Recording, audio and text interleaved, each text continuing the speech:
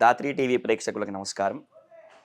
వక్రతుండ మహాకాయ కోటి సూర్య సమప్రభ నిర్విఘ్నం కురుమే దేవా సర్వకార్యేషు సర్వదా.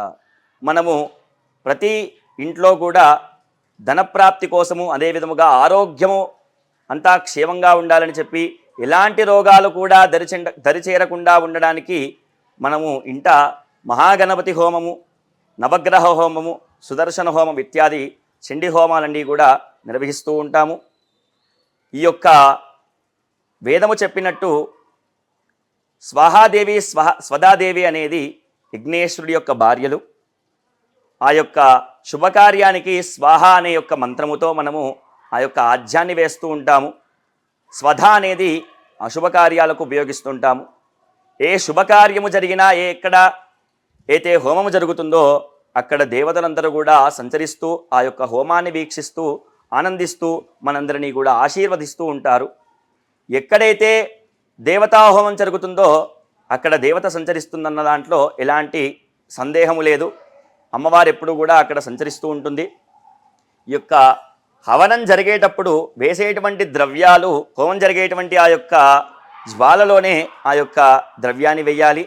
ఎందుకనగా ఒకానొక రోజున రాక్షసులందరూ కూడా దేవతల దగ్గరికి వెళ్ళి ఒక కోరిక కోరుకుంటారు పరమేశ్వరుడిని.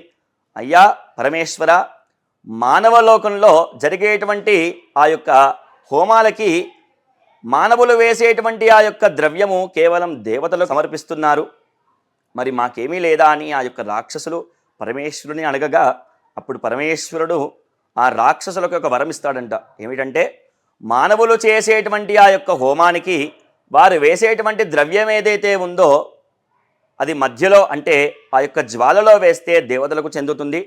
మేకలాలు అనగా హోమగుండం మీద వేస్తే రాక్షసులకు చెందుతుంది అని శివుడు వరమిస్తాడట.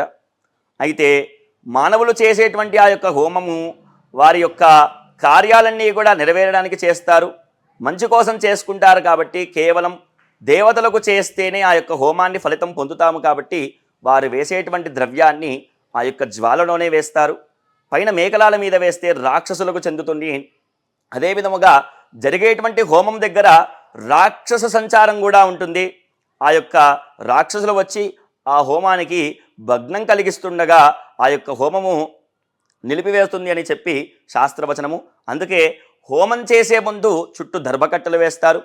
దర్భ వేయడం వల్ల ఎలాంటి దుష్టశక్తులు కూడా వచ్చి ఆ హోమానికి ఎలాంటి ఇబ్బంది కలగకుండా చూసుకోవడానికి ఆ యొక్క దర్భకట్టలను వేసి, అప్పుడు ఎలాంటి దుష్టశక్తులు రాకుండా ఉండి, రాక్షసుల భయం లేకుండా ఉండి, ఆ యొక్క తలపెట్టినటువంటి కార్యానికి ఎలాంటి ఇబ్బంది లేకుండా నిర్విఘ్నముగా పరిసమాప్తం అవుతుందని ఈ యొక్క వేదవచనము.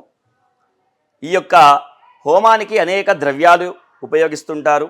ఒక్కొక్క దేవతకి ఒక్కొక్క ద్రవ్యం ఉంటుంది. నవగ్రహాలకు చేసేటప్పుడు నవధాన్యాలని, నల్ల నువ్వులని, తెల్ల ఆవాలని, తెల్ల నువ్వులని ఉపయోగిస్తారు.